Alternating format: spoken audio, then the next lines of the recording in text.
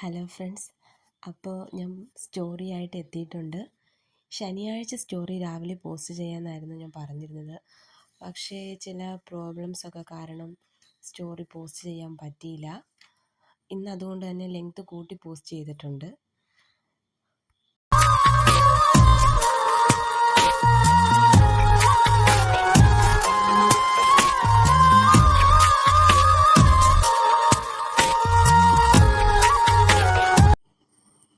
എന്താ ഇങ്ങനെ മിണ്ടാതെ ഇരിക്കുന്നത്?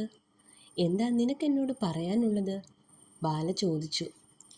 ക്ലാസ് റൂമിൽ നിന്നും പുറത്തേക്ക് നടന്നപ്പോൾ ശാലിനിയാണ് ബാലയെ വിളിച്ചതും അവളോട് സംസാരിക്കണമെന്ന് പറഞ്ഞതും.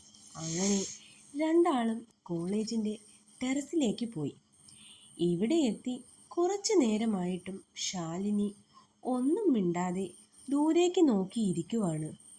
നീ എന്നെയും വിളിച്ച് ഇങ്ങോട്ട് വന്നിട്ട് നേരം കുറേയായി, ബാല പറഞ്ഞു. ബാല അവിടെ നിന്നും എണീച്ച് കുറച്ചു മാറിപ്പോയി നിന്നു. ടെറസിലായതുകൊണ്ട് തന്നെ നല്ല കാറ്റ് വീശുന്നുണ്ട്. കാറ്റത്ത് ബാലയുടെ മുടിയിഴകൾ പാറുന്നുണ്ട്. നീ പറഞ്ഞതൊക്കെ ശരിയാണ് ബാല. ഞാൻ തന്നെയാണ് നിന്നോട് പലപ്പോഴും വഴക്കിന് വന്നത്. പക്ഷേ എന്നിട്ടും എനിക്കൊരു പ്രശ്നമുണ്ടെന്ന് ആദ്യം മനസ്സിലാക്കിയതും എനിക്ക് വയ്യാന്നറിഞ്ഞപ്പോൾ സഹായിച്ചതും എൻ്റെ ഫ്രണ്ട്സ് ആരും തന്നെയും ഇതുവരെ എനിക്ക് എന്തു പറ്റി എന്ന് പോലും തിരക്കിയില്ല. ഇപ്പം എനിക്ക് മനസ്സിലാകുന്നുണ്ട്, ഞാനാണ് അന്ന് തെറ്റ് ചെയ്തത്. എനിക്ക് ആരോടും സ്നേഹമോ ഇഷ്ടമോ ഒന്നുമില്ല. ഞാൻ വളർന്ന സാഹചര്യം അതായിരിക്കാം എന്നെ ഇതുപോലെയാക്കിയത്. പുറമേ നിന്ന് കാണുന്നവർക്ക് ശാലിനി എന്ത് ലക്കിയാണ്, പേരൻസ് വിദേശത്ത്, കയ്യിൽ ഇഷ്ടം പോലെ ക്യാഷ്, കാറ്, അങ്ങനെയൊക്കെ ലൈഫ് നന്നായി അടിച്ചു പൊളിച്ചു കഴിയുന്നു. പക്ഷേ ഈ ശാലിനിയുടെ ലൈഫ് വെറും ഒരു സീറോയാണ്. എല്ലാവരും ഉണ്ടായിട്ടും ആരുമില്ലാത്തവളായിട്ടാണ് ഞാൻ വളർന്നത്. ബാല ശാലിനിയുടെ മുഖത്തേക്ക് നോക്കി. നിനക്ക് ഒന്നും മനസ്സിലാകുന്നില്ലല്ലേ? ശാലിനി ചോദിച്ചു. ബാല ഒന്ന് മൂളി. അതിന് ശാലിനി വെറുതെ ഒന്ന് ചിരിച്ചു. ലവ് മാരേജ് ആയിരുന്നു മമ്മിയും പപ്പയും. നല്ല സന്തോഷത്തിൽ തന്നെയാണ് അവർ കഴിഞ്ഞതും. ആ സന്തോഷത്തിൽ അവർ പോലും പ്രതീക്ഷിക്കാതെ ഞാൻ വരവറിയിച്ചു. എന്നാൽ അവർക്ക് രണ്ടാൾക്കും ഇഷ്ടമല്ലായിരുന്നു. എന്നെ മമ്മിയുടെ വയറ്റിൽ വെച്ച് തന്നെ ഇല്ലാതാക്കാൻ അവർ തീരുമാനിച്ചു. എന്നാൽ പപ്പയുടെ പേരൻസിന് അതിനോട് യോജിപ്പില്ലായിരുന്നു. അവർ എതിർത്തിട്ടും മമ്മിയും പപ്പയും ഡോക്ടറെ കണ്ടു. എന്നാൽ അവർക്ക് നിരാശയായിരുന്നു ഫലം. അങ്ങനെ ചെയ്യാൻ പറ്റില്ല എന്നും അങ്ങനെ കുഞ്ഞിനെ ഇല്ലാതാക്കിയാൽ അത് മമ്മിയുടെ ജീവന് തന്നെ ആപത്താണെന്നും ഡോക്ടർ പറഞ്ഞതോടുകൂടി വേറെ വഴിയില്ലാതെ മമ്മി എന്നെ പ്രസവിച്ചു. പപ്പയുടെ പേരൻസാണ് എന്നെ നോക്കിയത്. പപ്പയും മമ്മിയും അവരുടെ ബിസിനസ് ലൈഫിലാണ് കൂടുതൽ ശ്രദ്ധ കൊടുത്തത്. എൻ്റെ ഒരു കാര്യത്തിലും അവർ ഇടപെടാറില്ല. എന്നെ നോക്കാൻ വീട്ടിൽ സർവൻസിനെ ഏൽപ്പിച്ചു. നമ്മൾ കാശ് കൊടുത്ത് ജോലിക്ക് നിൽക്കുന്നവർക്ക് നമ്മളോട് അത്ര സ്നേഹമൊന്നും കാണില്ല. അധികം വൈകാതെ എന്നെ അവർ ബോർഡിംഗ് സ്കൂളിൽ ചേർത്തു. സ്കൂളിൽ മീറ്റിംഗ്സിനോ പ്രോഗ്രാമിനോ ഒന്നും എൻ്റെ പേരൻസ് വരാറില്ല. മറ്റുള്ള കുട്ടികളുടെ വീട്ടിൽ നിന്നും ആള് വരുമ്പോൾ ഞാൻ മാത്രം ഒറ്റയ്ക്ക്. പല വെക്കേഷൻ സമയത്തും അതുപോലെ. അവർ രണ്ടാളും ബിസിനസ് ടൂറിലായിരിക്കും. കുട്ടികൾ എല്ലാവരും വെക്കേഷൻ സമയത്ത് വീട്ടിൽ പോകും. എന്നെ കൊണ്ടുപോകാൻ ആരും വരില്ല. ഞാൻ തനിച്ച് ആ ബോർഡിങ്ങിൽ കഴിയും. കുട്ടികളുടെ ബർത്ത്ഡേ ആകുമ്പോൾ പേരൻസ് അവർക്ക് ചോക്ലേറ്റ്സും കേക്കും ഒക്കെയായി വരാറുണ്ട്. പക്ഷേ എൻ്റെ പേരൻസിന് എൻ്റെ ബർത്ത്ഡേ ഓർക്ക പോലും ചെയ്യാറില്ല. സ്കൂളിൽ കുട്ടികളൊക്കെ എന്നെ കളിയാക്കി. ശാലിനി എല്ലാവരുടെയും ബർത്ത്ഡേക്ക് ചോക്ലേറ്റ്സും കേക്കും ഒക്കെ മേടിച്ച് കഴിക്കും. എന്നാൽ അവളുടെ ബർത്ത്ഡേക്ക് അവൾ ആർക്കും ഒന്നും കൊടുക്കില്ല എന്ന്. അതോടെ ഞാൻ ക്ലാസ്സിൽ ആരുടെ ബർത്ത്ഡേ വന്നാലും അതിൽ പങ്കുചേരാൻ നിൽക്കില്ല. ബിസിനസ് കാര്യങ്ങളും ബന്ധപ്പെട്ട് മമ്മിയും പപ്പയും ദുബായിലേക്ക് പോയപ്പോൾ എന്നെയും കൂടെ കൂട്ടി. എന്നാൽ അടച്ചിട്ട ഫ്ലാറ്റിൽ ഞാൻ തനിയെ ദിവസങ്ങൾ എണ്ണി നീക്കി. അവർ രണ്ടും ഫ്ലാറ്റിൽ ഉണ്ടെങ്കിലും എന്നോട് സംസാരിക്കില്ല. ഒടുവിൽ അവിടെ നിൽക്കാൻ മടുത്താണ് ഞാൻ നാട്ടിലേക്ക് പോന്നത്. ഒരു വീട്ടിൽ പരസ്പരം അറിയാത്തവരെ പോലെ കഴിയുന്നതിനും നല്ലത് തനിയെ താമസിക്കുന്നതാണെന്ന് എനിക്ക് തോന്നി. അവരോട് വഴക്കുകൂടി ഞാൻ ഡിഗ്രി നാട്ടിലേ ചെയ്യൂ എന്ന് പറഞ്ഞ് ഇങ്ങോട്ടേക്ക് വരികയായിരുന്നു. ഇവിടെ പപ്പയുടെ വീടുണ്ട്. വീട്ടുജോലിയൊക്കെ ചെയ്യാൻ പകൽ ഒരു സർവൻ്റ് വരും. വൈകുന്നേരം അവർ പോകും. പിന്നെ ഞാൻ തനിച്ചാ വീട്ടിൽ. പക്ഷേ ഒറ്റപ്പെടൽ അറിഞ്ഞു വളർന്നതുകൊണ്ട് എനിക്ക് അവിടെ ഒറ്റയ്ക്ക് കഴിയാൻ ഒരു പേടിയുമില്ലായിരുന്നു. ഇപ്പോൾ ഇനി എക്സാം കഴിഞ്ഞ് വെക്കേഷന് ഞാൻ തിരിച്ച് ദുബായിലേക്ക് ചെല്ലാൻ അവർ വിളിക്കുന്നു. എനിക്ക് പോകാൻ ഒട്ടും ഇഷ്ടമില്ല. ശാലിനി പറഞ്ഞു നിർത്തി. ബാല അവൾ പറയുന്നത് എല്ലാം കേട്ടിരുന്നു. നിനക്കും ഇഷ്ടമില്ലെങ്കിൽ നീ പോകണ്ട. അതിന് ഇനിയും സമയമുണ്ടല്ലോ. ഇനി എക്സാം ഒക്കെയാണ് വരാൻ പോകുന്നത്. നീ വെറുതെ ഇപ്പോഴേ ഓരോന്ന് ആലോചിച്ചു കൂട്ടി പഠിത്തത്തിൽ ശ്രദ്ധ പോകരുത്. ബാല പറഞ്ഞു. എല്ലാം ശരിയാകും ശാലിനി. നിന്റെ പപ്പയും മമ്മിയും സ്നേഹിക്കുന്ന ഒരു ദിവസം വരും. അല്ലെങ്കിൽ അതുപോലെ നിന്നെ സ്നേഹിക്കാൻ കഴിയുന്ന ഒരു ലൈഫ് പാർട്ട്ണറിനെ നിനക്ക് കിട്ടും, എനിക്ക് കിട്ടിയ പോലെ. ബാല പറഞ്ഞു. സിദ്ധു എനിക്ക് വെറുമൊരു ഹസ്ബൻഡ് മാത്രമല്ല, എൻ്റെ അച്ഛനും അമ്മയും ഏട്ടനും എല്ലാം. അത് സിദ്ധു ആണ് എനിക്കിപ്പോൾ, ബാല പറഞ്ഞു. ബാലയുടെ ആ സംസാരത്തിൽ നിന്നും ശാലിനിക്ക് മനസ്സിലായി ബാല എത്രമാത്രം സിദ്ധാർത്ഥ് എന്ന വ്യക്തിയെ സ്നേഹിക്കുന്നുവെന്ന്. നീ ഇതെവിടെ പോയി? എത്ര നേരമായി നീ പോയിട്ട്? ശിവാനി ബാലയോട് ചോദിച്ചു. ബാല ശാലിനിയുമായി സംസാരിച്ചത് അവരോട് പറഞ്ഞു. എല്ലാം കേട്ടപ്പോൾ അവർക്കും ശാലിനിയോടുള്ള ദേഷ്യമൊക്കെ മാറി. പിന്നെ അവർ വീണ്ടും ഓഡിറ്റോറിയത്തിലെ പ്രോഗ്രാമിലേക്ക് തന്നെ ശ്രദ്ധ കൊടുത്തത്. അങ്ങനെ വൈകുന്നേരമായി പരിപാടിയെല്ലാം കഴിയാൻ. വൈകുന്നേരം സിദ്ധു ബാലയെ വിളിക്കാൻ ചെന്നില്ല. അവന് അത്യാവശ്യമായി ചെയ്തു തീർക്കാൻ ജോലി ഉള്ളതുകൊണ്ട് തന്നെ ബാല ആവണിയോടൊപ്പമാണ് കോളേജിൽ നിന്നും ഇറങ്ങിയത്. ശിവാനിക്ക് സൂപ്പർ മാർക്കറ്റിലേക്ക് പോകണമായിരുന്നു. അങ്ങനെ വീട്ടിലേക്കുള്ള യാത്രയിൽ കവലയിൽ വണ്ടി ഇറങ്ങി വന്നപ്പോൾ ആവണിയുടെ അച്ഛൻ വന്നു. ആവണി ബാലയോട് പറഞ്ഞ് അച്ഛനോടൊപ്പം പോയി. നല്ല മഴക്കോളുണ്ടായിരുന്നു. ഇടയ്ക്കിടയ്ക്ക് ചെറുതായി ഇടിയുമുണ്ട്. ബാല പെട്ടെന്ന് തന്നെ വീട്ടിലേക്ക് എത്താൻ വേണ്ടി വളരെ വേഗത്തിൽ നടന്നു. എന്നാൽ തന്നെ ആരോ പിന്തുടരുന്നത് പോലെ ബാലയ്ക്ക് തോന്നി. തിരിഞ്ഞ് ചുറ്റും നോക്കിയിട്ടും ആരെയും കണ്ടില്ല. കുറച്ചകലെയായിട്ട് ഒരു കറുത്ത വാൻ കിടക്കുന്നത് അവൾ കണ്ടു. എന്തുകൊണ്ടോ അവൾക്ക് വല്ലാത്തൊരു ഭയം തോന്നി. ഇടവഴി ആയതുകൊണ്ട് തന്നെ ആളുകളൊന്നും അവിടെയില്ല. ബാല നടത്തത്തിൻ്റെ വേഗത പിന്നെയും കൂട്ടി. ആ വാൻ അവൾ നടക്കുന്നതിനനുസരിച്ച് വേഗത കൂട്ടി അവളുടെ പിന്നാലെ വന്നു. വീടിനടുത്തെത്തിയപ്പോൾ ബാലയ്ക്ക് ഒരല്പം ആശ്വാസം തോന്നി. തിരിഞ്ഞു നോക്കിയപ്പോൾ ആ വാൻ പിറകിലില്ല. ഇതെവിടെ പോയി? അവൾ ഓർത്തു. മുന്നോട്ട് നടന്നതും അതേ വണ്ടി മിന്നൽ വേഗത്തിൽ അവളുടെ മുന്നിലൂടെ പോയി. വണ്ടിയുടെ വേഗത്തിലുള്ള പോക്ക് കണ്ട് അവൾക്ക് പേടിയായി. അവൾ പെട്ടെന്ന് വീട്ടിലേക്ക് കയറി. അവൾ വീട്ടിൽ കയറിയതും അതേ വാൻ ആ വീട്ടിന് മുന്നിൽ വന്നു നിന്നു. ബാല ഫ്രഷായി ഡ്രസ്സൊക്കെ മാറി അടുക്കളയിലേക്ക് വന്നു. നൈറ്റ് കഴിക്കാൻ വേണ്ടി ചപ്പാത്തിയും വെജിറ്റബിൾ കുറുമയും റെഡിയാക്കി. സമയം 8 മണി കഴിഞ്ഞു. സിദ്ധു എത്തിയിരുന്നില്ല. മഴ പെയ്തു തോർന്നിരുന്നു. അവൾ സെറ്റിയിലേക്ക് വന്നിരുന്നു. രാവിലെ എടുത്ത ഫോട്ടോസൊക്കെ വെറുതെ എടുത്ത് നോക്കി. അവിടെ ഇരിക്കവേ അവൾ അറിയാതെ ഒന്ന് മയങ്ങിപ്പോയി. ആരോ വന്ന് ബാലയുടെ തലയിൽ ശക്തിയായി അടിച്ചു. അവൾ നിലത്തേക്ക് വീണു. മുന്നിൽ നിൽക്കുന്ന രൂപം അത് ആരുടെയാണെന്ന് അവൾക്ക് മനസ്സിലായില്ല. പതിയെ അവളുടെ കണ്ണുകൾ അടഞ്ഞു വന്നു. അവൾ പെട്ടെന്ന് ഞെട്ടി ഉണർന്നു ചുറ്റും നോക്കി. ആരും തന്നെ ഇല്ല അടുത്ത്. ഞാൻ എന്തിനാ ഇപ്പോൾ ഇതുപോലെ ഒരു സ്വപ്നം കണ്ടത്? ആ വണ്ടി ശരിക്കും എന്നെ ഫോളോ ചെയ്തത് വന്നതാണോ? ഏയ്, അങ്ങനെ വരാൻ ഒരു വഴിയും കാണുന്നില്ല. ചിലപ്പോൾ എൻ്റെ വെറും തോന്നലാവും ഇതൊക്കെ. അവൾ ഓരോന്നാലോചിച്ചു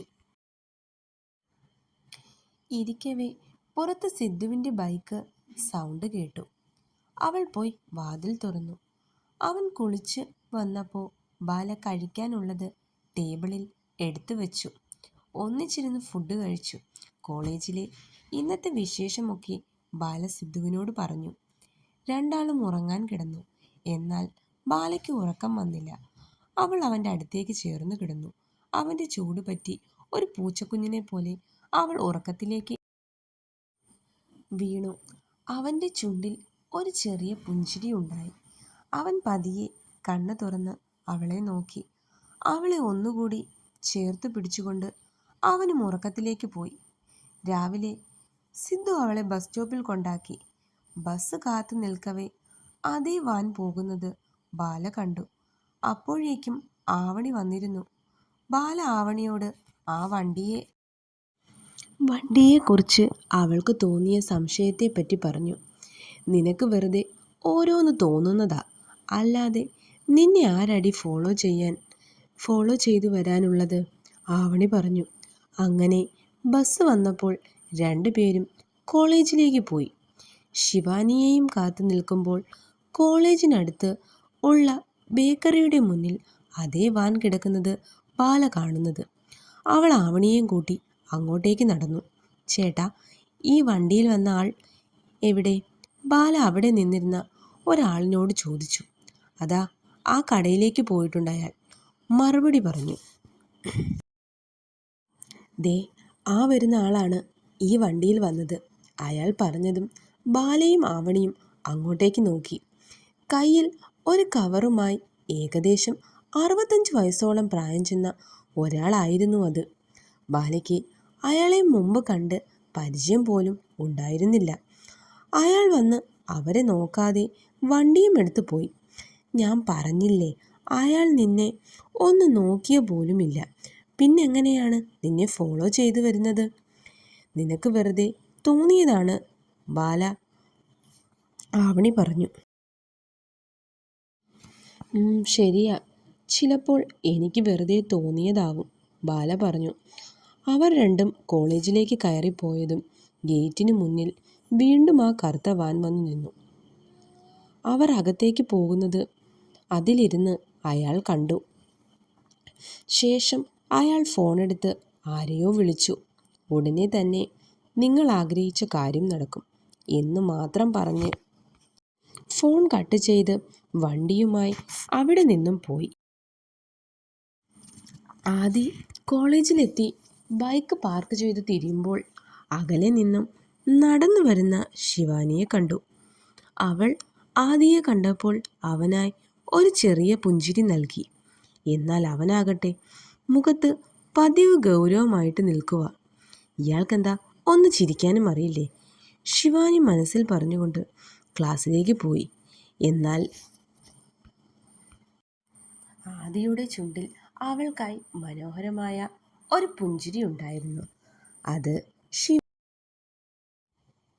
കണ്ടിരുന്നില്ല. ക്ലാസ്സിലെത്തിയപ്പോൾ ശാലിനി ഉണ്ടായിരുന്നു അവിടെ. ബാല ശാലിനിയെ നോക്കി ഒന്ന് ചിരിച്ചു. ശാലിനിയും അവൾക്കായി ഒന്ന് ചിരിച്ചു. അന്ന് വൈകുന്നേരം കോളേജ് കഴിഞ്ഞ് എന്നത്തെയും പോലെ ബാലയും ആവണിയും വീട്ടിലേക്ക് പോയി. ശിവാനി ജോലിക്കും പോയി. ജോലി കഴിഞ്ഞ് തിരിച്ചു ബസ് സ്റ്റോപ്പിലിറങ്ങി നടക്കുകയാണ് ശിവാനി. വീടിന് അടുത്തെത്താറായി. അപ്പോഴാണ് വഴിയിൽ ബൈക്കുമായി ഇരിക്കുന്ന ആദിയെ അവൾ കണ്ടത്. സാറെന്താ ഇവിടെ? ശിവാനി മനസ്സിൽ പറഞ്ഞുകൊണ്ട് ആദിയെ മറികടന്നു പോയി. ശിവാനി, ആദി വിളിച്ചു. അവൾ തിരിഞ്ഞു നോക്കി. ഞാൻ തന്നെ കാണാൻ വേണ്ടിയാണ് ഇവിടെ നിന്നത് ശിവാനി, ആദി പറഞ്ഞു. എന്നെയോ? എന്താ സാർ കാര്യം? അവൾ ചോദിച്ചു. എനിക്കധികം വളച്ചു കെട്ടാനൊന്നും അറിയില്ല. ഓപ്പണായ ഒരു കാര്യം പറയാം. എനിക്ക് തന്നെ ഇഷ്ടമാണ് ശിവാനി. വിവാഹം കഴിക്കാനും താല്പര്യമുണ്ട്. വെറുമൊരു നേരം പോക്കോ തമാശയോ ആയിട്ടല്ല. എനിക്ക് തന്നെ ശരിക്കും ഇഷ്ടമാണ്. ശിവാനി ആദ്യം അത്രയും പറയേ കേട്ടത് വിശ്വസിക്കാനാകാതെ നിൽക്കുവാണ് ശിവാനി. താൻ ഉടനെ ഒരു മറുപടി തരണം എന്നല്ല, നല്ലോണം ആലോചിച്ച് മറുപടി പറഞ്ഞാൽ മതി. പക്ഷേ തൻ്റെ മറുപടി അതെനിക്ക് അനുകൂലമായിട്ടായിരിക്കും എന്ന് ഞാൻ വിചാരിച്ചോട്ടെ? അവൻ ചോദിച്ചു. അവൾ ഒന്നും പറയാതെ നടന്നു. ശരിക്കും ആദി സാറിന് തന്നോടൊരു പ്രണയം ഉണ്ടാവുമെന്ന് ശിവാനി ഒരിക്കലും പ്രതീക്ഷിച്ചതേയല്ല. തന്നെ കാണുമ്പോൾ എപ്പോഴും വഴക്കു പറയുകയും ദേഷ്യപ്പെടുകയും ചെയ്തിരുന്ന ആൾക്ക് തന്നോട് എങ്ങനെ പ്രണയം തോന്നും എന്നവൾക്ക് വല്ലാത്ത സംശയം തോന്നി. സാറിന് ചിലപ്പോൾ വെറുതെ ഒരു നേരം പോക്ക് മാത്രമായിരിക്കും ഞാൻ. അല്ലാതെ എന്നെപ്പോലൊരു പെണ്ണിനെ സാറിനെ പോലെയുള്ള ഒരാൾ എങ്ങനെ ഇഷ്ടപ്പെടും? അതിനുവേണ്ടി തനിക്ക് എന്ത് ക്വാളിറ്റിയാണുള്ളത്? അവൾ ഓരോന്ന് ആലോചിച്ച് വീട്ടിലേക്ക് നടന്നു. പിറ്റേന്ന് ഒരു ഒഴിവ് ദിവസമാണ്. കോളേജിൽ ക്ലാസ് ഇല്ല. അതുകൊണ്ട് തന്നെ ബാല ലേറ്റായിട്ടാണ് എണീച്ചത്. അവൾ എണീച്ച് അടുക്കളയിൽ വന്നപ്പോൾ സാധാരണ ഒഴിവ് ദിവസങ്ങളിൽ സിദ്ധുവാണ് ബ്രേക്ക്ഫാസ്റ്റ് ഉണ്ടാക്കുന്നത്. അന്നും ആ പതിവ് അവൻ തെറ്റിച്ചില്ല. പുട്ടും കടലക്കറിയുമാണ് അവൻ ഉണ്ടാക്കിയത്. ബാല അടുക്കളയിൽ വന്നപ്പോൾ അവൻ പപ്പടം വറുക്കുകയായിരുന്നു. Breakfast ready. ഉച്ചത്തേക്കുള്ള ഫുഡ് നീ റെഡിയാക്കണം. എന്ന് വെച്ച് ഫുൾ ടൈം ഇവിടെ തന്നെ നിൽക്കണമെന്നല്ല. പെട്ടെന്ന് പണി തീർത്ത് ഇരുന്ന് പഠിക്ക്. എക്സാം ഇങ്ങ് ആവാറായി, അവൻ പറഞ്ഞു. അവൾക്കത് കേൾക്കെ ഒരു പുച്ഛം. നീ പുച്ഛിക്കുകയൊന്നും വേണ്ട. ഇന്നു മുതൽ നൈറ്റ് നിനക്ക് ട്യൂഷനുണ്ട്, അവൻ പറഞ്ഞു. ട്യൂഷനോ? എനിക്കോ? എന്തിന്? ആരാ പഠിപ്പിക്കുന്നത്? ആദി സാറാണോ? ബാല ചോദിച്ചു. അതെന്താ? ആദി സാർ പഠിപ്പിച്ചാലേ നിനക്ക് പറ്റോ? അവൻ ചോദിച്ചു. ഏയ് അല്ല. അല്ലാതെ പിന്നെ ആര് പഠിപ്പിക്കാനാ? അവൾ ചോദിച്ചു. സിദ്ധാർത്ഥ് മഹാദേവൻ. അവളൊന്ന് ഞെട്ടി. നീ എന്താ ഇങ്ങനെ കണ്ണും തള്ളി നോക്കുന്നത്? എന്താ, ഞാൻ പഠിപ്പിച്ചാൽ ശരിയാകില്ലേ? അവൻ ചോദിച്ചു. അത് വേണോ? ഞാൻ നന്നായി പഠിക്കുന്ന കൂട്ടത്തിലാ. വെറുതെ നിങ്ങളുടെ സമയം കളയണ്ട, അവൾ പറഞ്ഞു. ഓ, അത് സാരമില്ല. എൻ്റെ പ്രിയപ്പെട്ട ഭാര്യയെ അല്ലേ ഞാൻ പഠിപ്പിക്കുന്നത്. അത് ഇഷ്ടമാണ്, അവൻ പറഞ്ഞു. ഇതിൽ നിന്നും രക്ഷപ്പെടാൻ ഒരു വഴിയുമില്ലേ എൻ്റെ ദേവി? അവൾ പറഞ്ഞു. ഇല്ലല്ലോ മോളെ, അവൻ മറുപടി പറഞ്ഞു. നീ വെറുതെ ദൈവത്തെ ബുദ്ധിമുട്ടിപ്പിക്കണ്ട. അപ്പോൾ പറഞ്ഞതുപോലെ ഇന്ന് നൈറ്റ് 7:30 മുതൽ 9:30 വരെയാണ് ട്യൂഷൻ. അവൻ അത്രയും പറഞ്ഞ് അവൻ്റെ ജോലി തുടർന്നു. ഇനി പറഞ്ഞിട്ട് കാര്യമില്ലെന്ന് മനസ്സിലായതും ബാല കുളിക്കാനായി പോയി. കുറച്ചു കഴിഞ്ഞതും മുറ്റത്ത് ഒരു കാർ വന്ന് നിൽക്കുന്ന ശബ്ദം കേട്ടു. സിദ്ധു അത് ആരാണെന്ന് നോക്കാൻ പോയി. ഡോറ് തുറന്ന് പുറത്തിറങ്ങിയ പെൺകുട്ടിയെ അവന് മനസ്സിലായില്ല. ബ്ലാക്ക് ജീൻസും മഞ്ഞയിൽ ബ്ലാക്ക് ഡിസൈൻ വരുന്ന ഷർട്ടുമാണ് അവളുടെ വേഷം. അവൾ സിദ്ധുവിൻ്റെ അടുത്തേക്ക് വന്നു. ആരാ? അവൻ ചോദിച്ചു. ഞാൻ ശാലിനി, ശ്രീബാലയുടെ കോളേജിൽ ഉള്ളതാ, അവൾ പറഞ്ഞു. ആ, മനസ്സിലായി. വാ, അകത്തേക്ക് കയറി വാ. അവൻ അവളെ അകത്തേക്ക് വിളിച്ചു.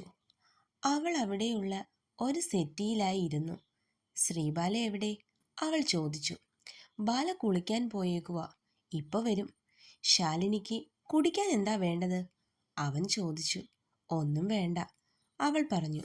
അപ്പോഴേക്കും കുളി കഴിഞ്ഞ് ബാല അങ്ങോട്ട് വന്നു. ഹാളിലിരിക്കുന്ന ശാലിനിയെ കാണെ ഫസ്റ്റ് അവളൊന്ന് ഞെട്ടി. പിന്നെ പതിയെ അവളെ നോക്കി ഒന്ന് ചിരിച്ചു. ആ, ദേ ബാല എത്തിയല്ലോ. നിങ്ങൾ സംസാരിക്കേ, ഞാനിപ്പോൾ വരാം. അതും പറഞ്ഞ് സിദ്ധു അടുക്കളയിലേക്ക് പോയി. ബാല ശാലിനിയുടെ അടുത്തേക്ക് വന്നു. നീ സർപ്രൈസ് ആയി പോയോ ബാല? ശാലിനി ചോദിച്ചു. ശരിക്കും, ബാല പറഞ്ഞു. ഞാൻ വെറുതെ വെറുതെ വന്നതാടി, ശാലിനി പറഞ്ഞു. അതിനിപ്പോൾ എന്താ? നിനക്ക് ഇങ്ങോട്ട് വരാൻ എന്തെങ്കിലും കാരണം വേണം? എന്നില്ല, എപ്പോൾ വേണമെങ്കിലും നിനക്ക് വരാലോ, ബാല പറഞ്ഞു. അത് കേൾക്കെ ശാലിനിക്ക് വല്ലാത്ത സന്തോഷം തോന്നി. തന്നോട് ഒരു ദേഷ്യവും ഇവൾക്കില്ലേ? ശാലിനി സ്വയം മനസ്സിൽ പറഞ്ഞു. തുടരും.